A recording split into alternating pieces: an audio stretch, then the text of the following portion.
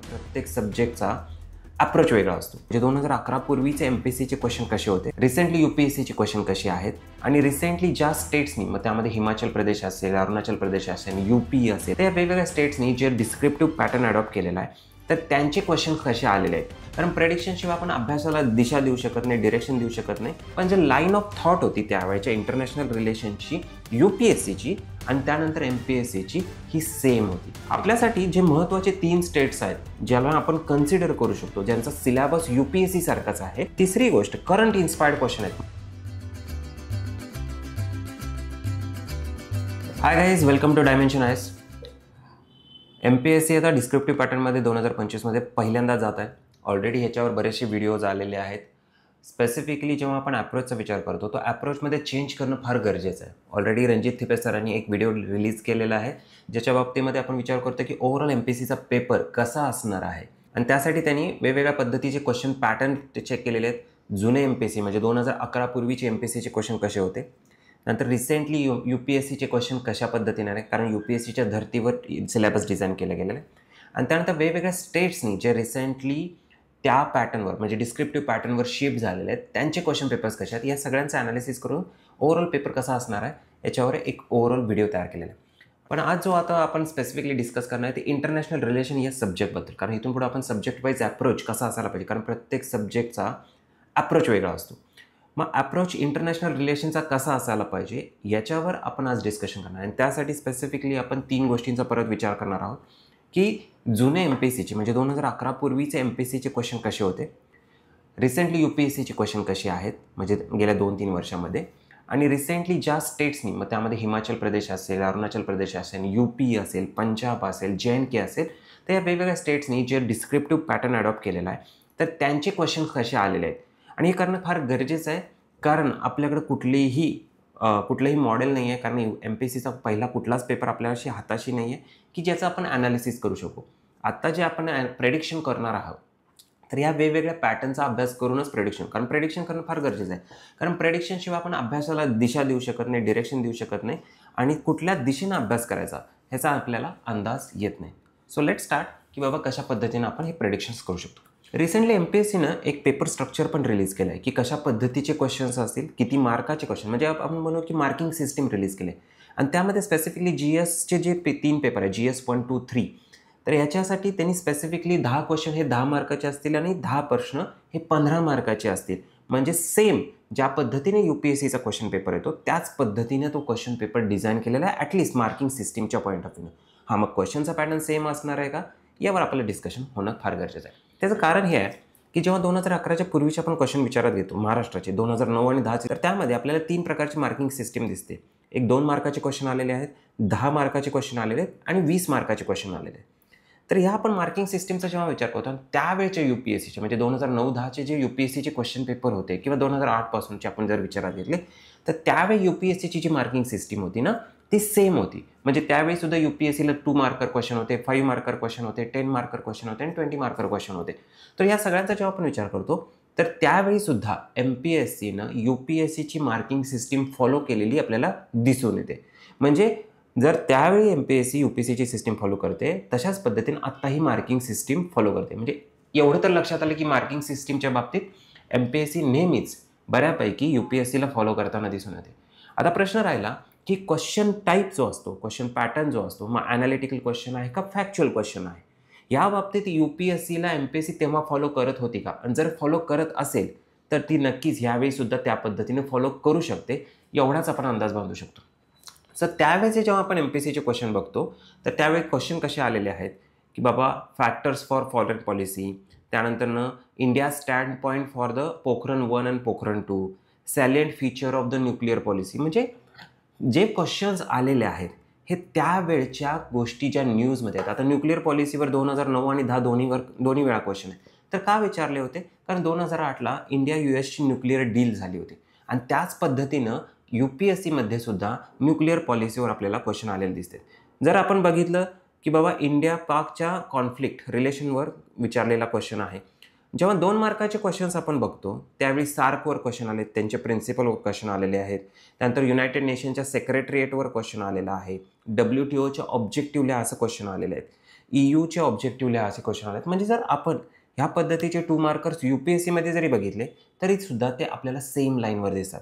म्हणजे त्यावेळेचे जर UPSCचे question paper काढून बघितले तर 2 मार्कर्स हे स्ट्रेट फॉरवर्ड ऑब्जेक्टिव्ह क्वेश्चन आहेत, फॅक्च्युअल क्वेश्चन्स आहेत.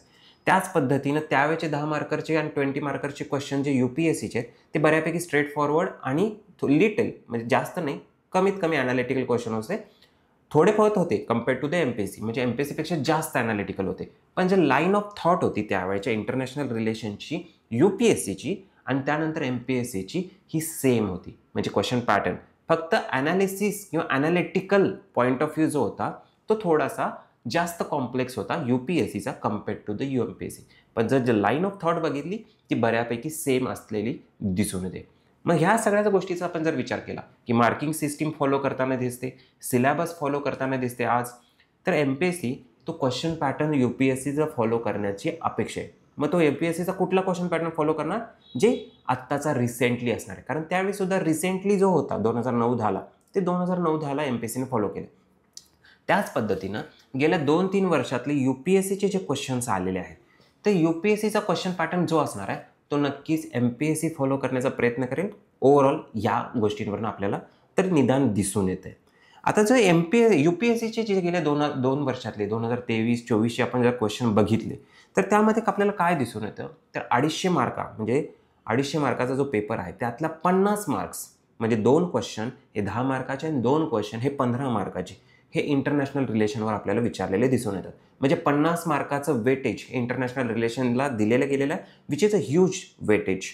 आणि त्याच पद्धतीनं यांचे जे क्वेश्चन्स आहेत UPSCचे जे क्वेश्चन्स आहेत हे 100% करंट इन्स्पायर्ड आहेत.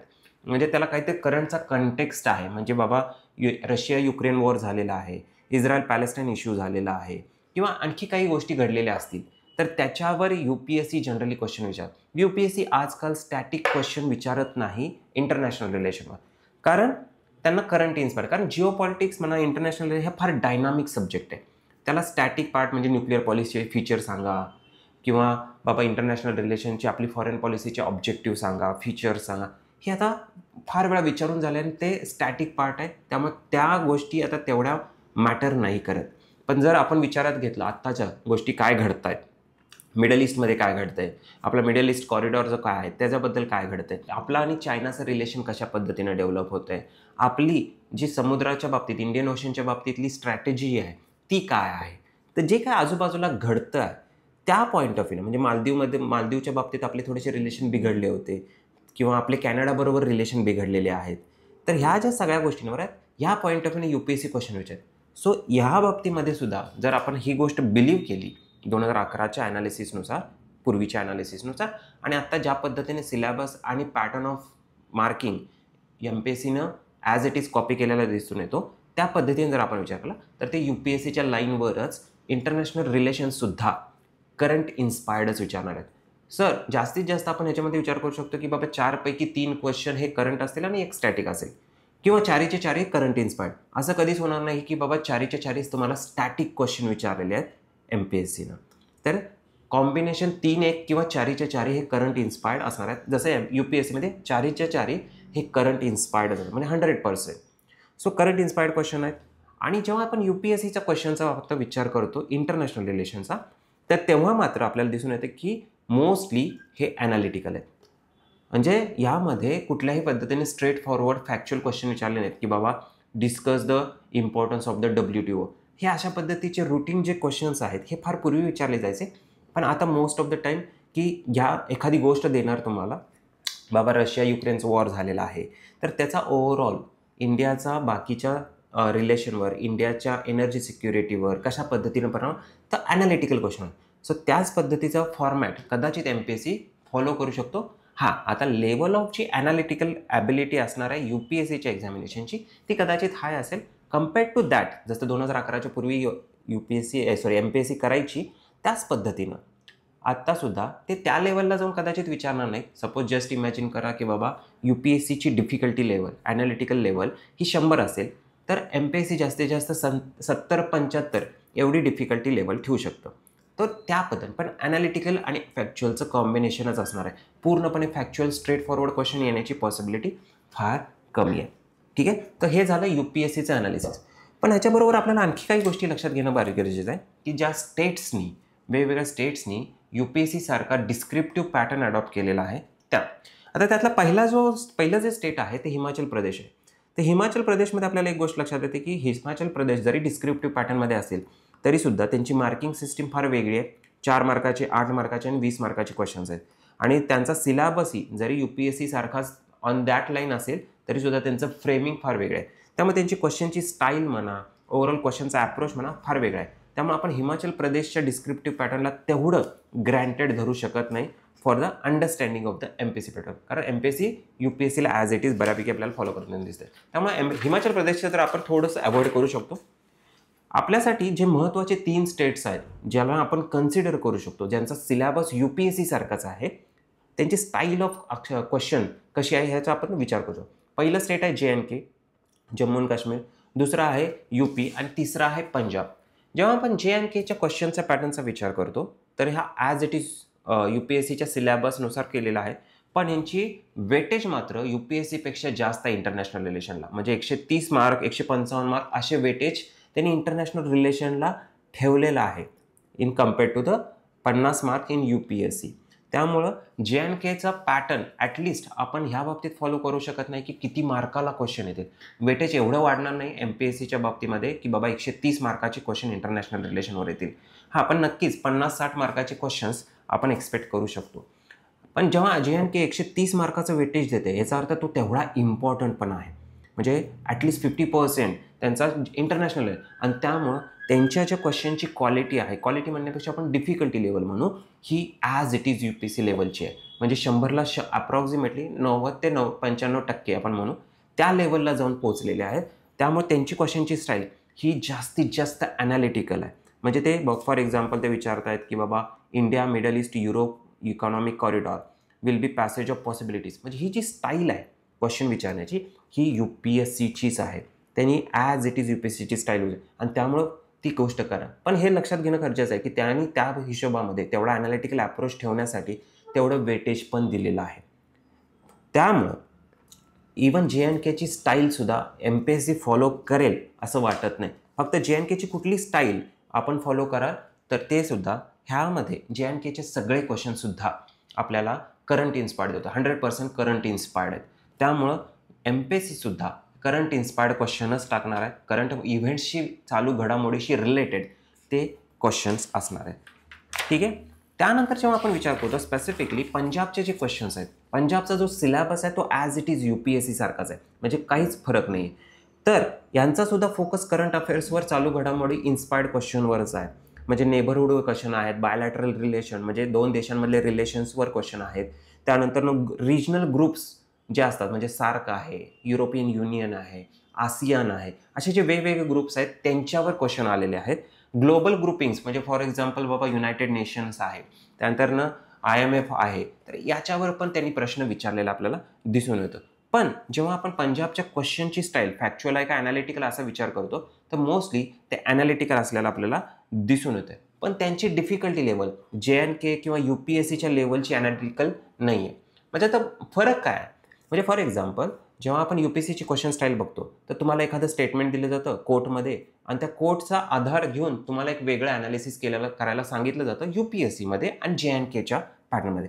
पण तसं आपल्याला पंजाबच्या पॅटर्नमध्ये दिसत नाही. ॲनालिटिकल आहेत पण थोडंसं कमी डिफिकल्टी लेवल आहेत. म्हणजे काय की for example changing geo economic factors in Pakistan will stabilise South Asian region. म्हणजे स्ट्रेट फॉरवर्ड पाकिस्तानचं जे स्टॅबिलिटी आहे आणि साऊथ एशिया रिजनची जी स्टॅबिलिटी आहे ह्यांचं रिलेशन काय आहे या पद्धतीचा straightforward but analytical question आहे. स्ट्रेट फॉरवर्ड क्वेश्चन नाही आहे की बाबा discuss the situation in Pakistan, discuss the situation in South Asia, अशा पद्धतीचे कुठलेही स्ट्रेट फॉरवर्ड क्वेश्चन आहेत. पण relation between Pakistan and south Asia यांच्या स्टॅबिलिटीवर आहे. तर यामध्ये सुद्धा ॲनालिटिकल अप्रोच आपल्याला घेतलेला दिसतो जरी स्टेट स्पेसिफिक एक्झाम असेल तरीसुद्धा. आणि त्यानंतर आपण उत्तर प्रदेशचा जेव्हा विचार करतो, उत्तर प्रदेशच्या बाबतीमध्ये सुद्धा आपल्याला syllabus as it is follow केलेला दिसतो UPSC सारखा.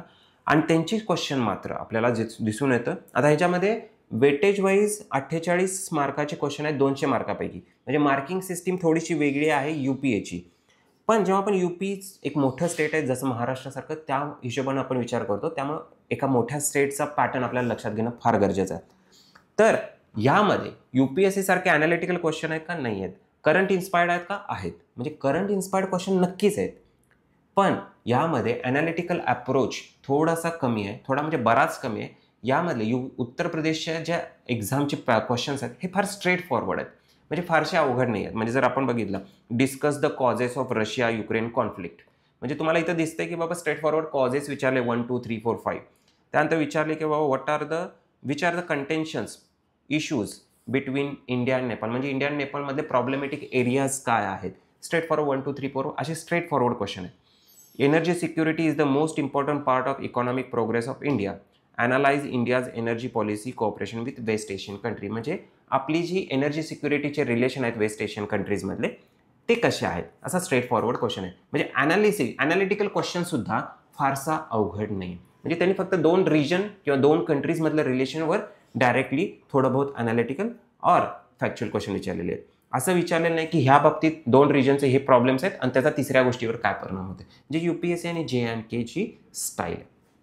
आता जेव्हा आपण या सगळ्या पॅटर्नचा विचारात घेतो तर आपला अल्टिमेट कन्क्लुजन काय असू शकतो. आता हेतून ह्या अल्टिमेट कन्क्लुजनवरच आपला अप्रोच ठरणार आहे, MPSCला कसा अप्रोच करायचं किंवा अभ्यास कसा करायचा. आता ह्या कन्क्लुजनचा पहिला पॉईंट आहे की UPSCला MPSC बऱ्यापैकी फॉलो करताना आपल्याला दिसू शकतं, 2011च्या पूर्वीही आणि आत्ताही. मग तो सिलेबस असेल किंवा मार्किंग सिस्टीम असेल, ठीक आहे. त्यामुळे UPSCच्या धर्तीवरच क्वेश्चनची स्टाईल असणार आहे, हे तर पहिलं आपलं कन्क्लुजन आहे. सेकंड, हिमाचल प्रदेश या एक्झामचे आपण क्वेश्चन फॉलो करू शकत नाही, कारण त्यांचा पॅटर्न पण वेगळा आहे, थोडासा सिलेबस पण वेगळा आहे आणि स्टाईल ऑफ क्वेश्चनची पूर्णपणे वेगळी आहे. त्यामुळे हिमाचल प्रदेशला आपण कन्सिडर करत नाही. तिसरी गोष्ट, करंट इन्स्पायर्ड क्वेश्चन आहेत. म्हणजे आपण JNK, पंजाब आणि UPची जरी क्वेश्चन पॅटर्न बघितले, स्टेटचे एक्झाम्स आहेत, तरीसुद्धा इंटरनॅशनल रिलेशन हे नेहमीच डायनामिक असल्यामुळे सगळे करंट इन्स्पायर्ड क्वेश्चन आहेत. तर या बाबतीतसुद्धा MPSC आपल्याला हाच पॅटर्न फॉलो करताना दिसू शकतं की बाबा करंट इन्स्पायर्ड म्हटलं ॲटलिस्ट 70-30 रेशो असेल, 75-25 रेशो असेल, की 4 पैकी 3 क्वेश्चन हे करंट इन्स्पायर्ड असतील, जास्तीत जास्त 1 क्वेश्चन ते स्टॅटिक करतील किंवा 4च्या 4 क्वेश्चन हे करंट इन्स्पायर्डच असणार आहे. अँड द लास्ट जे क्वेश्चन असणार आहेत ते स्ट्रेट फॉरवर्ड नसणार आहेत. जे काही क्वेश्चन असतील लिटिल बिट ॲनालिटिकलच असणार आहेत, पण ते एवढे अवघड नसणार आहे जेवढे UPSC किंवा जम्मू अँड काश्मीर विचारणार, कारण त्यांचं तसं वेटेज आहे. UPSC नॅशनल लेवलची एक्झाम आहे आणि JNKचं वेटेजेस 130 मार्क्सचं अप्रॉक्सिमेटली आहे. त्यामुळं हे दोन्ही एक्झाम मोर ॲनालिटिकल होऊ शकतात. MPSCचं वेटेज जास्तीत जास्त आपण 50-60 मार्काचं धरू शकतो. इम्पॉर्टंट आहे, पण स्टील तेवढं वेटेज नाही की जेवढं UPSCला आपण ॲनालिटिकल होऊ शकणार आहे. पण नक्कीच UPपेक्षा जास्त ॲनालिटिकल क्वेश्चन असतील, पंजाबसारखे ॲनालिटिकल असू शकतात. म्हणजे UPSCपेक्षा कमी ॲनालिटिकल, पण डेफिनेटली ॲनालिटिकल क्वेश्चन असणारच आहेत. म्हणजे ज्याच्यामध्ये तुमची कन्सेप्च्युअल क्लॅरिटी पाहिजे, वेगवेगळ्या देशांमधले रिलेशन कसे आहेत ह्याचं इक्वेशन्स तुम्हाला माहीत पाहिजेत आणि याचा पूर्णपणे त्या रिजनवर किंवा ओव्हरऑल त्या जगावर कशा पद्धतीनं परिणाम होते हे तुम्हाला माहीत पाहिजे. सो तुम्ही प्रिपेअर करताना करंट इन्स्पायर्ड, करंट घडामोडी, चालू घडामोडी करणं अपेक्षित आहे. सेकंड, त्याचा भारतावर काय परिणाम होतो ह्या गोष्टी लक्षात घेणं अपेक्षित आहे. आणि ओव्हरऑल रिजन म्हणजे एशिया, साऊथ एशिया आणि ओव्हरऑल वर्ल्डवर काय परिणाम होते हे लक्षात घेणं अपेक्षित आहे. तर इंटरनॅशनल रिलेशनचे जे काही 50-60 मार्काचे क्वेश्चन्स येतील ते डेफिनेटली तुम्हाला स्कोअर करून देतील, याबद्दल काहीही शंका नाही. सो अशाच पद्धतीनं आपण वेगवेगळ्या सब्जेक्टचे वेगवेगळे अप्रोच व्हिडिओज रिलीज करणार आहोत. तर भेटूया पुढच्या लेक्चरमध्ये.